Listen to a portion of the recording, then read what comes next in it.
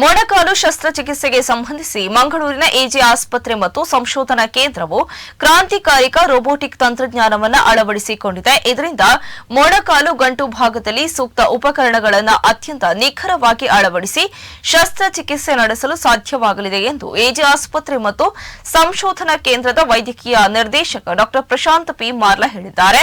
ಇವರು ಎಜೆ ಆಸ್ಪತ್ರೆಯಲ್ಲಿ ಅಳವಡಿಸಿಕೊಳ್ಳಲಾದ ಈ ಸ್ಮಿತ್ ನೆವ್ಯೂ ತಂತ್ರಜ್ಞಾನದ ಬಗ್ಗೆ ಮಂಗಳೂರಿನ ಎಜೆ ಆಸ್ಪತ್ರೆಯಲ್ಲಿ ಸುದ್ದಿಗೋಷ್ಠಿ ನಡೆಸಿ ಮಾತನಾಡಿ, ಪಾಶ್ಚಿಮಾತ್ಯ ದೇಶಗಳಲ್ಲಿ ಲಭ್ಯ ಇರುವ ಆಧುನಿಕ ತಂತ್ರಜ್ಞಾನ ಮಂಗಳೂರಿನಲ್ಲೂ ಲಭ್ಯವಾಗಬೇಕು ಎಂಬ ಆಸ್ಪತ್ರೆಯ ಅಧ್ಯಕ್ಷ ಡಾ ಎಜೆ ಶೆಟ್ಟಿ ಅವರ ಆಶಯದಂತೆ ಮೊಣಕಾಲು ಗಂಟು ದುರಸ್ತಿಗೆ ರೋಬೋಟ್ ತಂತ್ರಜ್ಞಾನವನ್ನು ತರಲಾಗಿದೆ. ಈ ತಂತ್ರಜ್ಞಾನ ಬಳಸಿ ನಡೆಸುವ ಶಸ್ತ್ರಚಿಕಿತ್ಸೆ ಅತ್ಯಂತ ನಿಖರವಾಗಿರುತ್ತದೆ ಮತ್ತು ರೋಗಿ ತ್ವರಿತವಾಗಿ ಗುಣಮುಖರಾಗುತ್ತಾರೆ. ತಂತ್ರಜ್ಞಾನವು 3D ಇಮೇಜಿಂಗ್ ವ್ಯವಸ್ಥೆ ಹೊಂದಿದ್ದು ಆಯಾ ರೋಗಿಯ ಸಮಸ್ಯೆಯ ಬಗ್ಗೆ ನಿಖರವಾಗಿ ತಿಳಿದುಕೊಂಡು ಮೊಣಕಾಲು ಗಂಟು ಬದಲಾವಣೆಗೆ ಸಂಬಂಧಿಸಿ ಸೂಕ್ತ ಉಪಕರಣವನ್ನು ಅಳವಡಿಸುವಲ್ಲಿ ಶಸ್ತ್ರಚಿಕಿತ್ಸಕರಿಗೆ ಸಹಾಯ ಮಾಡುತ್ತದೆ. ಇದನ್ನ ಭವಿಷ್ಯದ ತಂತ್ರಜ್ಞಾನ ಎಂದು ಬಣ್ಣಿಸಿದ ಡಾ ಮಾರ್ಲಾ ಅವರು, ಇದರಲ್ಲಿ ಅಂಗಾಂಶಗಳ ಹಾನಿ ಮತ್ತು ರಕ್ತ ಸೋರಿಕೆಯ ಪ್ರಮಾಣ ಅತ್ಯಂತ ಕನಿಷ್ಠ ಎಂದು ಹೇಳಿದ್ದಾರೆ. ಈ ತಂತ್ರಜ್ಞಾನ ಬಳಕೆಯಿಂದ ರೋಗಿ ಆಸ್ಪತ್ರೆಗಳಲ್ಲಿ ಉಳಿಯಬೇಕಾದ ಅವಧಿ ಕಡಿಮೆಯಾಗುತ್ತದೆ ಮತ್ತು ಅವರು ತ್ವರಿತವಾಗಿ ತಮ್ಮ ದೈನಂದಿನ ಕಾರ್ಯಗಳಿಗೆ ಮರಳಬಹುದು. ಇದು ವಿಕಿರಣ ಮುಕ್ತ ಇಮೇಜಿಂಗ್ ಸೌಲಭ್ಯವನ್ನು ಹೊಂದಿದೆ ಎಂಬುದಾಗಿ ಮಾಹಿತಿಯನ್ನು ನೀಡಿದ್ದಾರೆ. ಬಳಿಕ ರೋಬೋಟಿಕ್ ತಂತ್ರಜ್ಞಾನ ಕೆಲಸ ಮಾಡುವ ಬಗ್ಗೆ ಪ್ರಾದರ್ಶಿಕೆಯನ್ನ ಪ್ರದರ್ಶಿಸಿದ್ರು. ಇನ್ನು ಈ ಸುದ್ದಿಗೋಷ್ಠಿಯಲ್ಲಿ ಡಾ ಸುನೀಲ್ ಶೆಟ್ಟಿ ಮತ್ತು ಡಾ ಮಯೂರ್ ಉಪಸ್ಥಿತರಿದ್ದರು. ನಾವು ಎಜೆ ಆಸ್ಪತ್ರೆಯಲ್ಲಿ ಈಗ ಕಳೆದ 23 ವರ್ಷದಿಂದ ಹೊಸ ಆವಿಷ್ಕಾರಗಳನ್ನು ತರ್ತಾನೆ ಇದ್ದೀವಿ. ಯಾವ್ಯಾವುದು ಹೊಸ ಡಿಪಾರ್ಟ್ಮೆಂಟ್ಗಳು ಬರ್ತದೆ ಹಾಗೂ ಹೊಸ ಎಕ್ವಿಪ್ಮೆಂಟ್ಗಳು ಏನೇನು ನಮ್ಮ ವರ್ಲ್ಡಲ್ಲಿ ಸ್ಟಾರ್ಟ್ ಆಗ್ತದೆ ಅದನ್ನೆಲ್ಲ ನಾವು ನಮ್ಮ ಮಂಗಳೂರಿನ ಕರಾವಳಿ ಪ್ರದೇಶಕ್ಕೆ ತರುವ ಒಂದು ಪ್ರಯತ್ನವನ್ನು ಮಾಡ್ತಾ ಇದ್ದೀವಿ.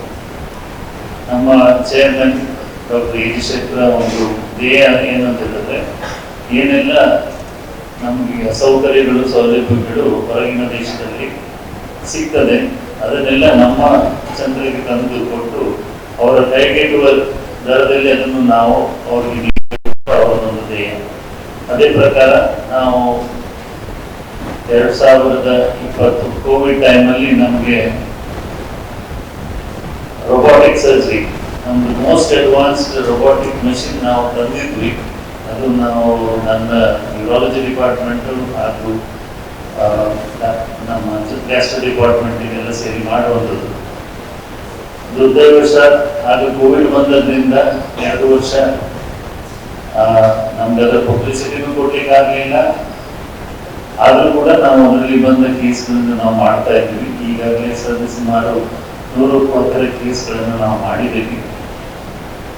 ತದನಂತರ ಈಗ ನೀ ರಿಪ್ಲೇಸ್ಮೆಂಟಿನ ಬಗ್ಗೆ ಬರುವಾಗ ಅದಕ್ಕೆ ರೋಬೋಟಿಕ್ ಅಸಿಸ್ಟೆಡ್ ನೀ ಸರ್ಜರಿಗಳು ಬಂದಿದೆ. ಈಗ ನಮ್ಮ ಆರ್ಥೋಪೆಡಿಕ್ ಡಿಪಾರ್ಟ್ಮೆಂಟ್ ನಾವು ಅದಕ್ಕೆ ಕೇಳಿದಾಗ ನಾವು ನಮ್ಮ ಚೇರ್ಮನ್ ಅವರ ಹತ್ರ ಹೇಳಿದೆ, ಈ ಥರ ಒಂದು ಎಕ್ವಿಪ್ಮೆಂಟ್ ಹೊಸದು ಬಂದಿದೆ ತಂದರೆ ನಮ್ಮ ಭಾಗದ ಜನತೆಗಳಿಗೆ ಒಳ್ಳೆ ಆಗುತ್ತೆ ಅಂತ ಹೇಳಿ ಅವರು ಕೂಡಲೇ ಈ ಎಕ್ವಿಪ್ಮೆಂಟ್ ತರಲಿಕ್ಕೆ ನಮಗೆ ಪರ್ಮಿಷನ್ ಕೊಟ್ಟರು. ಹಾಗಾಗಿ ನಾವು ಈ ಹೊಸ ರೋಬೋಟ್ ಅಸಿಸ್ಟೆಡ್ ನೀ ಸರ್ಜರಿಗಳನ್ನು ನಮ್ಮ ಆಸ್ಪತ್ರೆಯಲ್ಲಿ ಈಗ ಶುರು ಮಾಡಿದ್ದೀವಿ.